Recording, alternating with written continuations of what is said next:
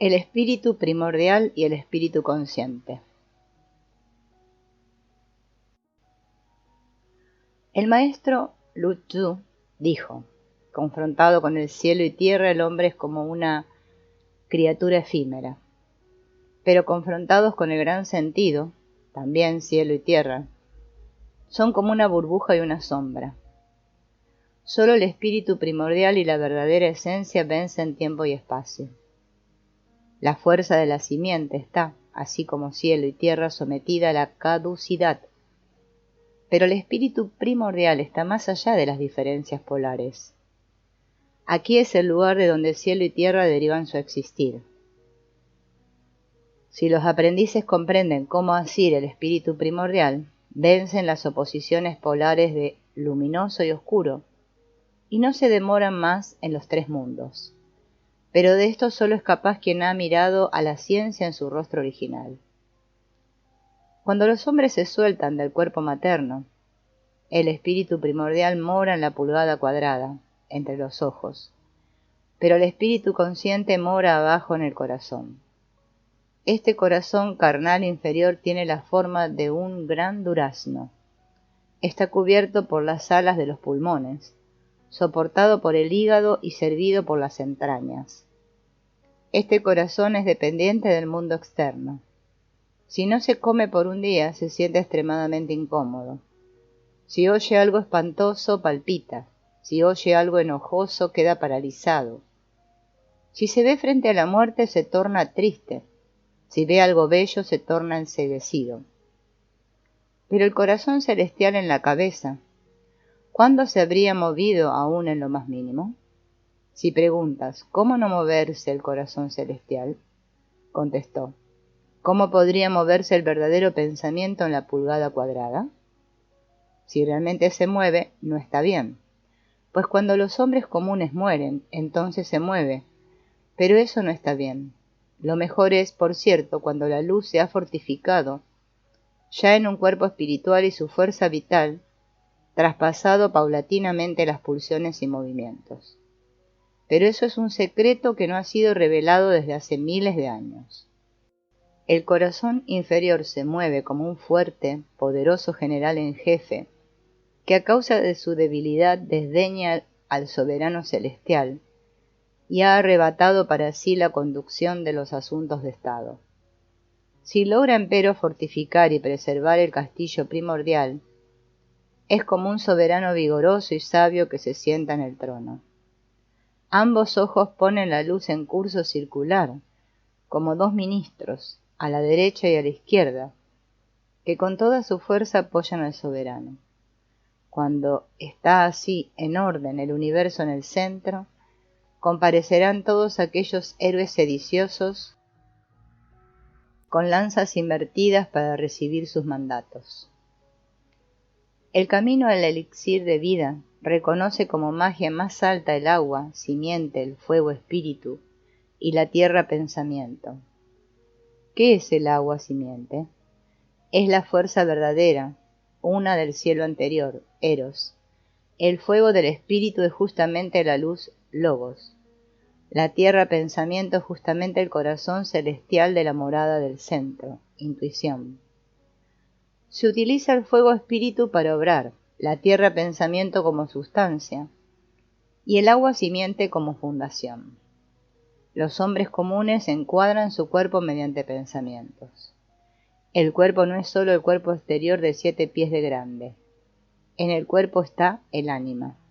El ánima se adhiere a la conciencia como su efecto. La conciencia depende del ánima para nacer. El ánima es femenina, yin, la sustancia de la conciencia. En tanto esa conciencia no es interrumpida, engendra una y otra vez de generación en generación, y las variaciones de figura y mutaciones de sustancias del ánima son incesantes. Pero además de eso está el animus, en el que se refugia el espíritu. El animus mora durante el día en los ojos, durante la noche se aloja en el hígado. Si mora en los ojos, ve. Si se aloja en el hígado, sueña. Los sueños son viajes del espíritu a través de los 9 cielos todos y de las 9 tierras todas. Quien empero al despertar está sombrío y deprimido, encadenado a la figura corpórea, está encadenado por el ánima.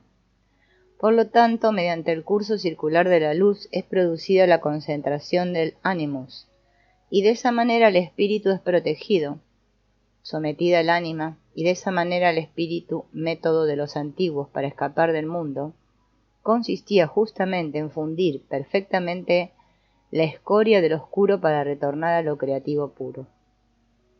Eso no es nada más que un disminuir el ánima, completar el ánimos, y el curso circular de la luz es el medio mágico para la disminución del oscuro y dominar el ánima. Aun si el trabajo no es dirigido a conducir de retorno a lo creativo, sino que se limita al mágico medio del curso circular de la luz es justamente lo creativo. Mediante su curso circular se retorna a lo creativo. Si se observa ese método enteramente por sí mismo, el agua simiente existirá en abundancia, el fuego espíritu se inflamará, y la tierra pensamiento se fijará y cristalizará. Y puede así ser gestado el fruto santo. El escarabajo rueda su bola, y en la bola nace la vida como efecto del trabajo indiviso de su concentración espiritual. Ahora bien, si aún en el estiércol puede nacer un embrión que muda sus cáscaras, ¿cómo no podría, si concentramos en ello el espíritu, engendrar también un cuerpo, la morada de nuestro corazón celestial? La esencia, una efectiva y verdadera, logos en combinación con vitalidad, cuando desciende la morada de lo creativo se divide en ánimus y ánima. El ánimus está en el corazón celestial, es de la naturaleza de lo luminoso, es la fuerza de lo ligero y puro, es lo que hemos recibido del gran vacío, lo que tiene una forma desde el primordial comienzo. El ánima es de la naturaleza de lo oscuro, es la fuerza de lo pesado y turbio, está adherida al corazón carne corpóreo. El ánimus ama la vida, el ánima busca la muerte. Todos los placeres sensuales y agitaciones coléricas son efecto del ánima. Es el espíritu consciente el que después de la muerte se nutre de sangre, pero durante la vida está él en la mayor necesidad. Lo oscuro torna al oscuro y las cosas se atraen según su especie. El aprendiz, empero, sabe destilar completamente el ánima oscura, de manera que se transforme en pura luz, yang.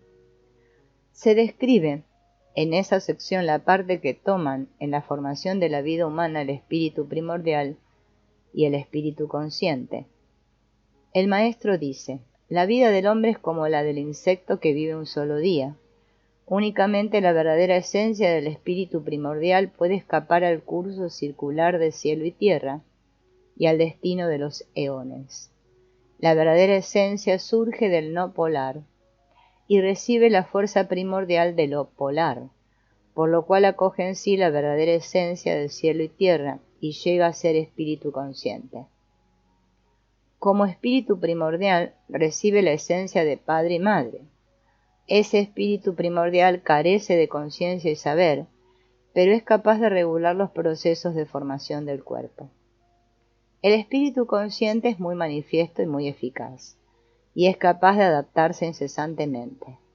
Es el señor del corazón de los hombres.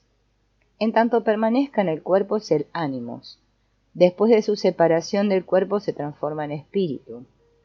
En tanto que el cuerpo entra en existencia, el espíritu primordial no ha formado todavía ningún embrión en el que pudiera corporizarse, de modo que se cristaliza en el uno libre, sin polos.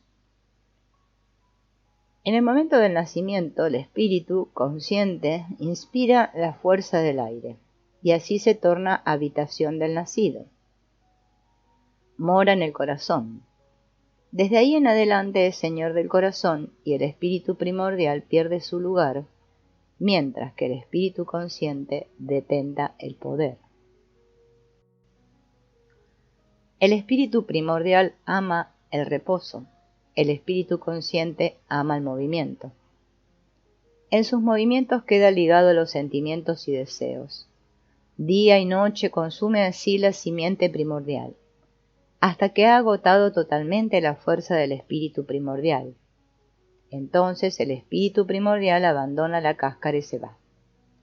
La fuerza del espíritu de quien en general ha hecho lo bueno es pura y clara cuando llega a la muerte. Sale por las aberturas superiores, boca y nariz.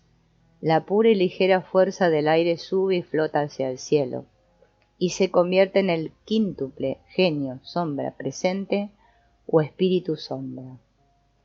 Pero cuando el espíritu primordial fue utilizado por el espíritu consciente durante la vida para la codicia, locura, deseo y placer, y ha hecho todos los pecados posibles, la fuerza del espíritu está entonces, en el instante de la muerte, turbia y confusa, y el espíritu consciente sale, junto con el aire, por la puerta del vientre a través de las aberturas inferiores. Pues si la fuerza del espíritu está turbia e impura, cristaliza hacia abajo, se suma en el infierno y se torna demonio. Entonces no sólo el espíritu primordial pierde su natura de la verdadera esencia. Por lo tanto, dice el maestro, si se mueve, eso no está bien.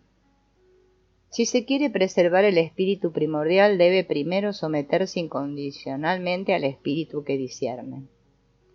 El camino para someterlo lleva justamente a través del curso circular de la luz. Cuando se ejercita el curso circular de la luz, se debe olvidar tanto cuerpo como corazón. El corazón debe morir, el espíritu vivir. Cuando el espíritu viva, la respiración comenzará de manera prodigiosa a girar. Esto es lo que el maestro llama lo mejor de todo. Para ello se debe dejar sumergir al espíritu en el bajo vientre, plexo solar. Entonces la fuerza entra en relación con el espíritu y el espíritu se aúna con la fuerza y se cristaliza. Este es el método de cómo poner manos a la obra. Con el tiempo, en el alojamiento de la vida, el espíritu primordial se transforma en la fuerza verdadera. En ese momento se debe aplicar el método del girar de la rueda del molino, para destilarlo de manera que se conviertan en elixir de vida. Este es el método de trabajo. Cuando la perla del elixir de vida está lista, puede formarse el embrión santo. Entonces el trabajo debe dirigirse al calentamiento y nutrición del embrión espiritual. Este es el método de la conclusión. Si entonces está formado acabadamente el cuerpo de fuerza del niño, se debe dirigir el trabajo de manera que el embrión nazca y retorne a lo vacío. Este es el método del soltar la mano. Desde los tiempos más remotos hasta hoy, esas no son palabras vacías, sino la sucesión del gran sentido en el método real para producir un espíritu inmortal y un hombre santo y eternamente viviente. Pero si el trabajo ha prosperado hasta aquí, todo lo perteneciente al principio oscuro está consumido enteramente y el cuerpo nace a lo luminoso puro. Si el espíritu consciente se ha transformado en el espíritu primordial, sólo entonces puede decirse que ha llegado a sextuple genio de oro presente.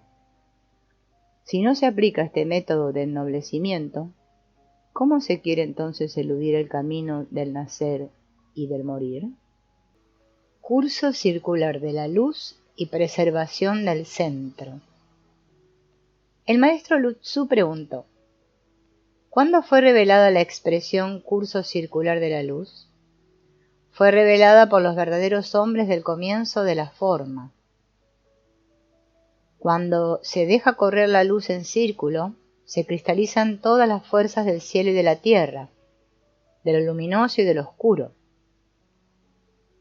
Eso es lo que es designado por pensar germinal, por depuración de la fuerza o por depuración de la idea.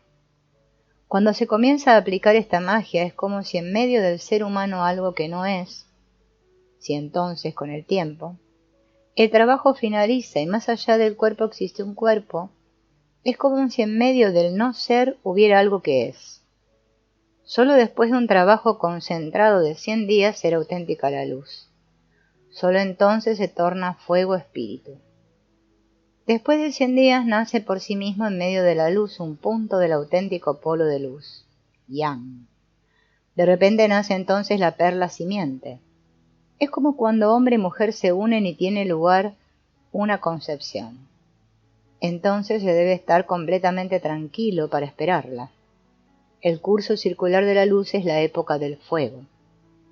En medio del primordial devenir está el brillo de la luz. Lo decisivo.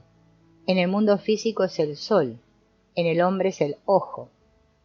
La irradiación y dispersión de la conciencia espiritual se pone en marcha principalmente cuando está dirigida hacia afuera, fluye hacia abajo. Por lo tanto, el sentido de la flor de oro reposa sobre el método retrógrado.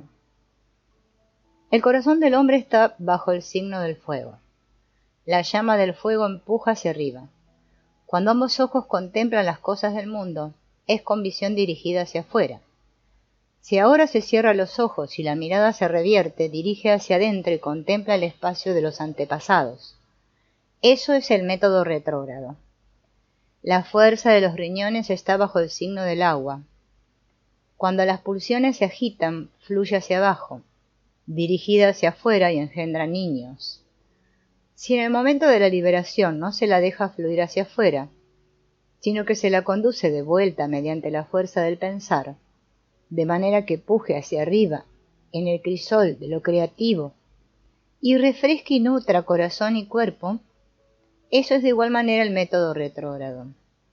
Por lo tanto se dice el sentido del elixir de vida reposa completamente sobre el método retrógrado. El curso circular de la luz no solo es un curso circular de la flor, simiente del cuerpo individual, sino que directamente es un curso circular de la verdadera fuerza formativa creativa. No se trata de una momentánea fantasía, sino por cierto del agotamiento del curso circular, de la migración del alma de todos los eones. Por lo tanto, una pausa respiratoria significa un año, según el tiempo del hombre, y una pausa respiratoria significa 100 años medidos por la larga noche de los 9 senderos, de las reencarnaciones. Una vez que el hombre tiene tras sí el tono 1 de la individuación, nace hacia afuera en correspondencia con las circunstancias y hasta la vejez no mira una sola vez en forma retrógrada. La fuerza de lo luminoso se agota y escurre. Ello conduce al mundo de las 9 tinieblas, de las reencarnaciones. En el libro Len Shen se dice: por concentración de los pensamientos se puede volar, por la concentración de los deseos se cae. Cuando un aprendiz cuida poco de los pensamientos y mucho de los deseos, llega al sendero de la perdición. Solo mediante la contemplación y el reposo nace la verdadera intuición. Para ello se tiene necesidad del método retrógrado. En el libro de las correspondencias secretas se dice: la liberación está en el ojo. En las simples preguntas del soberano amarillo se dice: la flor simiente del cuerpo del hombre se debe concentrar hacia arriba en el espacio vacío. Esto se relaciona con aquello. En esa frase está incluida la inmortalidad y también incluido el vencer al mundo. Esta es la meta común de todas las religiones. La luz no está solo en el cuerpo, tampoco está empero solo fuera del cuerpo. Montañas y ríos y la gran tierra son iluminados por sol y luna. Todo esto es esa luz, por lo tanto, no está solamente en el cuerpo. Entendimiento y claridad, discernimiento e iluminación y todos los movimientos del espíritu son igualmente todos esta luz. Por lo tanto, tampoco es algo fuera del cuerpo. La flor de luz de cielo y tierra colma los 1000 espacios todos, pero también la flor de luz del cuerpo individual atraviesa igualmente el cielo y cubre la tierra. Por lo tanto, así que la luz está en curso circular, simultáneamente con ella están en curso circular también cielo y tierra, montañas y ríos, todos. Concentrar arriba en el ojo la flor simiente del cuerpo humano, esta es la gran clave del cuerpo humano. Niños, consideradlo. Si no cuidáis un día de la meditación, esta luz fluye afuera, quién sabe dónde. Si solo cuidáis de la meditación por un cuarto de hora, podéis así acabar con los 10.000 eones y 1.000 nacimientos. Todos los métodos desembocan en el reposo. No se puede elaborar con el pensamiento este prodigioso medio mágico. Pero cuando uno se pone al trabajo, debe avanzar de lo manifiesto a lo profundo, de lo vasto a lo fino. Todo depende de que no haya ninguna interrupción. Principio y fin del trabajo deben ser uno. Entre medio hay momentos más fríos y más cálidos. Esto es evidente. Pero la meta debe ser alcanzar la amplitud del cielo y la profundidad del mar. Que todos los métodos aparezcan completamente fáciles y evidentes, solo entonces se llega a ella. Todos los santos se han transmitido, unos a otros, que sin contemplación nada es posible. Cuando Kun Se dice, el conocer lleva a la meta, o Sakya lo llama la vida del corazón, o Lao Tse dice ver interno, todo es lo mismo. Pero de la reflexión puede hablar cada uno, mas no la recibe en las manos si no sabe lo que la palabra significa. Lo que debe ser revertido por la reflexión es el corazón consciente de sí mismo, que debe dirigirse al punto donde el espíritu de la formación todavía no se ha manifestado. Dentro de nuestro cuerpo de 6 pies de alto debemos esforzarnos hacia la figura que existió antes de la fundación del cielo y tierra. Si la gente de hoy se sienta y medita solo de 1 a 2 horas y solo contempla su propio yo, y llama eso reflexión, contemplación, ¿cómo ha de salir de ese algo? Ambos fundadores del budismo y taoísmo han enseñado que se ha de mirar la punta de la nariz, pero no han dado a entender que mientras el ojo mira la punta de la nariz, los pensamientos han de concentrarse sobre el centro amarillo. A donde se dirige el ojo, allí se dirige también el corazón. ¿Cómo puede ser dirigido simultáneamente hacia arriba, centro amarillo, y hacia abajo, punta de la nariz, o alternativamente, o ahora hacia arriba y otra vez hacia abajo? Todo esto es confundir con la luna el dedo con el que se señala hacia la luna. ¿Qué se da realmente a entender con eso? La palabra punta de la nariz está muy hábilmente elegida. La nariz ha de servir al ojo de línea directriz. Si uno no se guía de acuerdo con la nariz, abre los ojos ampliamente y mira a la lejanía de manera que no ve la nariz, o los párpados bajan demasiado, de manera que los ojos se cierran y tampoco ve la nariz. Pero si uno abre los ojos demasiado ampliamente, comete la falta de que se dirijan hacia afuera, con lo que se es fácilmente dispersado. Cuando se los cierra demasiado, comete uno la falta de que se corran hacia adentro, con lo que fácilmente se cae en una ensoñación absorbente. Solo cuando se baja los párpados en la correcta medida intermedia, uno ve llanamente bien la punta de la nariz. Por lo tanto, se la toma como línea directriz. Importa solo que uno baje los párpados de la manera correcta y deje entonces irradiar la luz hacia adentro por sí misma, sin fatigarse en querer concentradamente que la luz radie hacia adentro. La observación de la punta de la nariz sirve solo para el comienzo de la concentración interna, para que traiga los ojos a la correcta dirección del mirar y se mantenga con ello en la línea directriz, entonces se lo deja estar. Es igual a como suspende su plomada un albañil. Tan pronto la ha suspendido, se dirige en su trabajo según ella, sin que se preocupe constantemente en mirarla. La contemplación fijativa es un método budista que de ningún modo es transmitido como secreto. Contemple con ambos ojos la punta de la nariz, siéntese derecho y cómodo, y fije el corazón al centro en medio de las condiciones, al polo en reposo en la fuga de los fenómenos. En el taoísmo se lo llama el centro amarillo, en el budismo el centro en medio de las condiciones. Ambos son lo mismo. Esto no significa necesariamente el centro de la cabeza. Solamente se trata de fijar el pensar al punto que está exactamente en medio de ambos ojos. Entonces está bien. La luz es algo extremadamente móvil. Si se fija el pensar al centro entre ambos ojos, la luz radia dentro por sí misma. Uno no tiene necesidad de dirigir especialmente la atención al castillo central. En estas pocas palabras está contenido lo más importante. El centro en medio de las condiciones es una expresión muy fina. El centro es omnipresente. Todo está en él incluido. Se relaciona con la liberación del proceso íntegro de la creación. La condición, eso es el portal de entrada. La condición, esto quiere decir que el colmar esta condición forma el principio, pero no trae lo restante consigo, con inexorable necesidad. La significación de estas dos palabras es muy fluida y fina. La contemplación fijativa es indispensable. Produce la consolidación de la iluminación.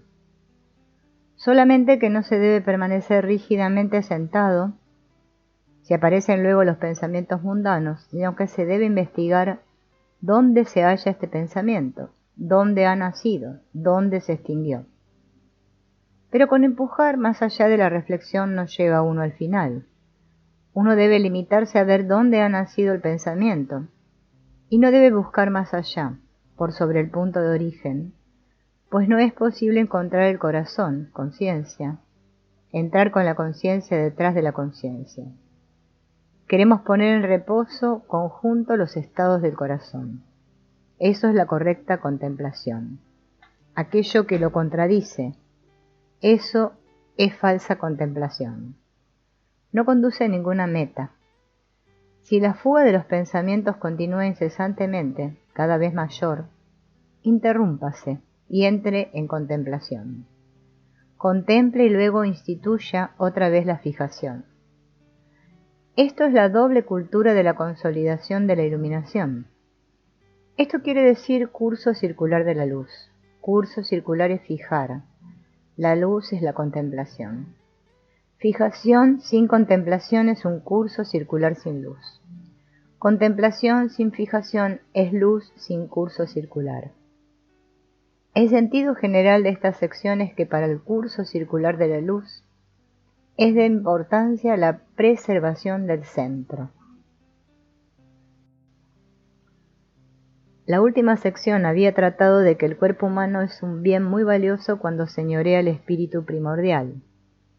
Si es empero utilizado por el espíritu consciente, ello motiva que el espíritu primordial sea día y noche dispersado y malgastado. Cuando se ha agotado íntegramente, el cuerpo muere. Ahora es descrito el método de someter el espíritu consciente y proteger el espíritu primordial, lo cual es imposible si no se comienza por hacer circular la luz. Es como si se quisiera construir una espléndida casa, primero se debe encontrar un buen fundamento. Solo cuando el cimiento es sólido se puede ir a la obra y fundar profunda y sólidamente el pie de muro y erigir los pilares y muros. Si no se la cimienta de esa manera, ¿cómo puede la construcción de una casa completarse? El método del cuidado de la vida es precisamente así. El curso circular de la luz ha de compararse al cimiento del edificio. Cuando el cimiento está firme, ¿cuán rápidamente se puede construir sobre él? Preservar el centro amarillo con el fuego del espíritu, esto es el trabajo de construir. Por lo tanto, el maestro aclara especialmente el método de cómo se entra en el cuidado de la vida y ordena a la gente mirar con ambos ojos a la punta de la nariz, bajar los párpados, ver hacia adentro, sentarse reposadamente con el cuerpo derecho y fijar el corazón al centro en medio de las condiciones. Al fijar los pensamientos en el espacio intermedio entre ambos ojos, la luz penetra.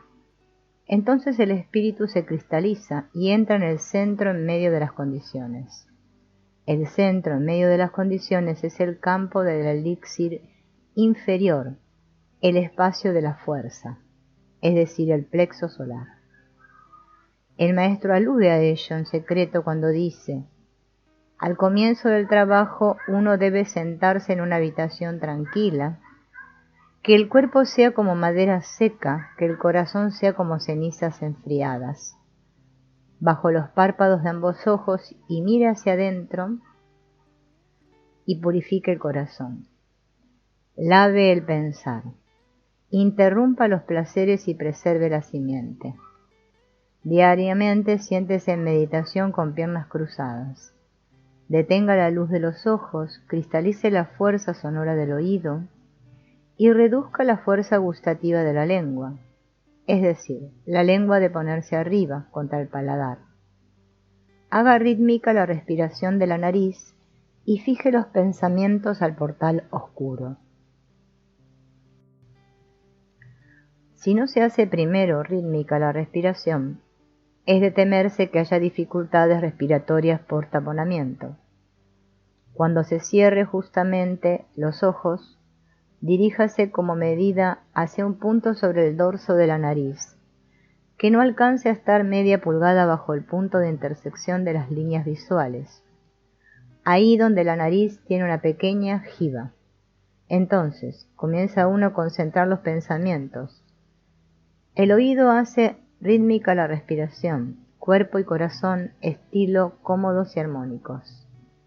La luz de los ojos debe brillar por entero, reposada y prolongadamente. No debe presentarse somnolencia ni dispersión. El ojo no mira hacia afuera, baja los párpados e ilumina hacia adentro. Ilumina sobre este lugar. La boca no habla ni ríe. Uno cierra los labios y respira internamente. La respiración está en este lugar. La nariz no huele ningún olor. El olfato está en este lugar.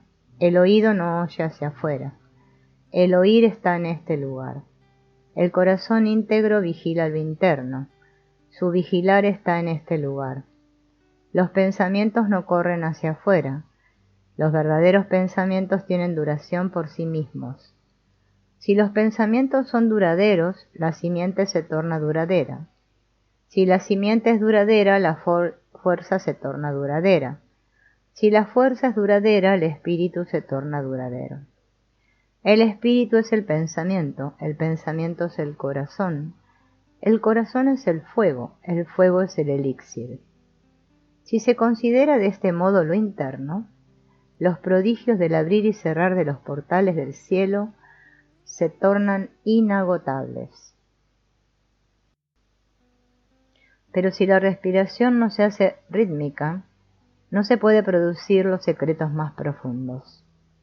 Cuando el aprendiz comienza y no puede fijar sus pensamientos al lugar entre ambos ojos, cuando cierra los ojos pero no trae la fuerza del corazón a la contemplación del espacio de la fuerza, la causa más altamente probable es que la respiración sea demasiado sonora y apresurada.